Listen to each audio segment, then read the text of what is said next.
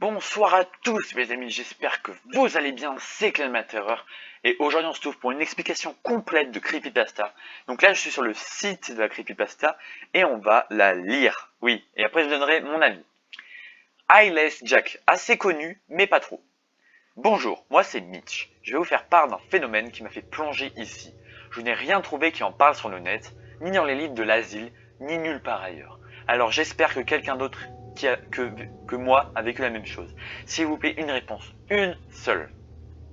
C'était il y a 2 mois déjà. Nous venions d'emménager dans notre nouvelle maison.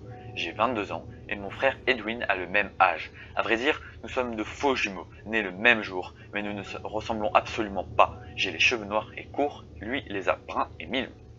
Edwin appréciait ce que l'on passe du temps ensemble. Il faut savoir que cela fait bientôt 10 ans que nous ne sommes pas revus. Et l'idée de partager une chambre nous ravit tous les deux. La soirée a été longue. Nous avons déballé nos affaires, nous avons immédiatement été nous coucher. Nous avons travaillé environ 5 heures sans faire la moindre pause. Nous avons bien mérité une bonne nuit de sommeil, non? Tout se passait à merveille dans cette maison, jusqu'à cette fameuse semaine où j'ai entendu des piétinements, de petits pas furtifs rapides. Sachant que de nombreux rats habitaient cette vieille maison, je n'ai pas pris peur et je me suis juré d'appeler le dératisseur le plus tôt possible. J'en ai parlé le lendemain à Edwin qui m'a confirmé que les petits bestioles pouvaient entrer dans la maison par le petit soupirail de la cave. Cette nuit-là, cependant, je fus réveillé par un petit bruit sourd. Quelqu'un avait ouvert la fenêtre. J'étais sûr de l'avoir fermée. Je balayai la salle de regard et vis qu'Edwin dormait encore.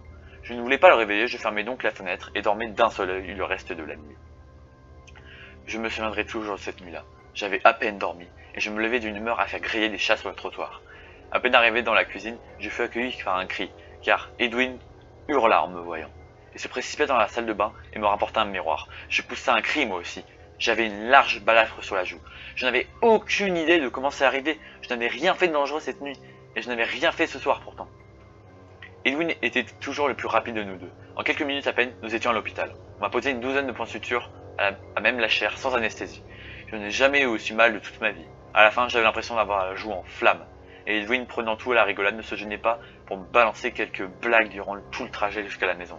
Cette nuit-là, je voulais choisir de faire attention. Edwin me conseilla en rigolant de mettre une côte des cotons sur mes joues, histoire de les protéger. N'ayant plus de coton, en voulant retrouver une complicité avec mon frère, je décidai de me scotcher des éponges sur les deux joues.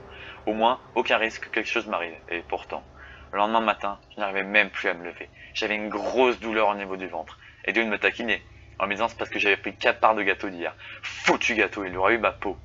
Edwin reva finalement la couette pour voir ce que j'avais, car cela semblait sérieux. Alors qu'il découvrait ce qu'on m'avait fait, je le vis subitement blêmir. J'avais un trou béant au milieu du ventre. Plusieurs minutes plus tard, j'étais encore à l'hôpital, où je fus rapidement anesthésié et opéré. Je me réveilla le lendemain matin. Dans une chambre où se trouvaient Edwin et le docteur. Ce dernier m'avait alors regardé dans les yeux et me dit « Monsieur, nous savons pas comment ni pourquoi, mais quelqu'un vous a retiré votre rein droit. Ne paniquez pas, on peut vivre avec un seul rein, il faudra juste appliquer quelques mesures de prudence. Vous resterez cependant quelques jours encore ici. » Je crois que ça a été l'une des plus grandes frayeurs de ma vie. On m'avait arraché un rein, en m'ouvrant à la moitié du ventre. Je m'en étais même pas rendu compte. Rester encore une semaine me ferait du bien et me sentais en sécurité ici. Mais Edwin, il reste encore à la maison, lui, seul. Et qu'est-ce qui m'avait arraché le rein? S'il revenait pour lui, n'y pensons plus. Tout se passerait bien, oui, tout. La nuit suivante fut celle qui m'a le plus marqué. Je me suis réveillé en sueur, je ne pouvais plus bouger. L'apnée du sommeil, on appelle ça. Une belle connerie, oui. Je me suis dit que ça passerait tout seul. À vrai dire, ça m'était déjà arrivé. Jusqu'à ce que je sente quelque chose appuyé sur le lit. Cela semblait remonter vers moi. Je pensais que mes muscles se contractaient, et que donc, ça s'appuyait sur le lit. C'était beaucoup trop lourd pour être mes muscles. Je me rends compte aujourd'hui. C'est alors que je vis un visage. Un visage qui me regardait dans les yeux. Mais ses yeux, où étaient ses yeux? 2 trous noirs lui servaient Dieu. Quelques gouttes d'un liquide noir s'en écoulaient. Il n'y avait pas de bouche non plus, juste un nez et 2 trous. J'essayais de bouger, je le jure, je faisais ce que je pouvais, jusqu'à un moment où enfin, dans un élan d'instinct de survie, mon bras se libéra de la torpeur et adressa une droite puissante à cette chose qui disparut dans un nuage de fumée.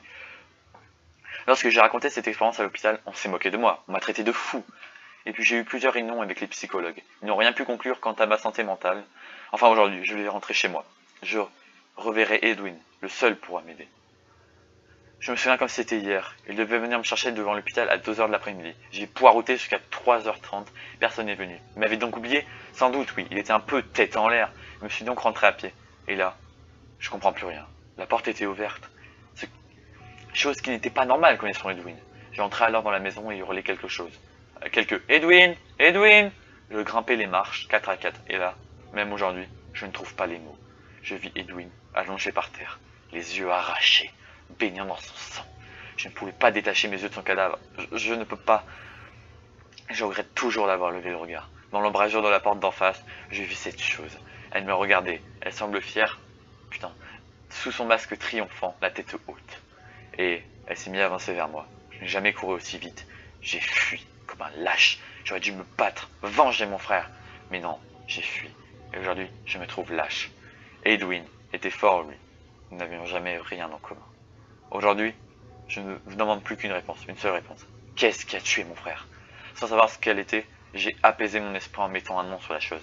Je l'ai appelé ALS Jack, ou en français, Jack sans yeux. Voilà, voilà. Cette creepypasta est bien écrite, ça va. Elle est pas non plus où vous avez vu qu'elle est en fait, la creepypasta est en anglais, donc là c'est une traduction, c'est pas bien traduit par des pros, mais elle est pas mal. Franchement, si vous la lisez à des potes, quand vous êtes, je sais pas, dans une forêt ou un truc, vous abordez ALS Jack, ça peut faire peur aux gens, tu vois. Bon, évidemment, on a cette photo là, cette photo bien photoshopée, évidemment, parce que c'est une creepypasta. Les creepypastas, je vous le rappelle, sont des histoires fausses, sont faites pour faire peur.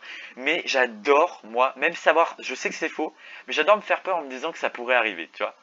Voilà, donc j'espère que cette... Alors, putain, le débunkage. Déjà, l'histoire est très bancale. En fait, elle est plutôt bien écrite, mais le contexte et l'histoire est très commune en fait. Il y a beaucoup d'histoires de tueurs comme ça, de créatures qui disparaissent. Slenderman c'est une créature, Herobrine c'est une créature. Enfin, les creepypastas ça prend souvent des créatures bizarres qui font du mal à des gens. Et c'est un peu bancal, mais celle-là elle est assez spéciale. Slenderman et Herobrine aussi d'ailleurs, mais celle-là d'ailleurs, Herobrine je vais faire une explication complète et Slenderman aussi. Mais franchement, Alice Jack, elle est pas mal. J'espère vous avoir fait découvrir Alice Jack. Je serais super content. Ok. Donc, je vous souhaite une bonne journée. N'hésitez pas à vous abonner, à liker. Et on se retrouve à la prochaine. Ciao!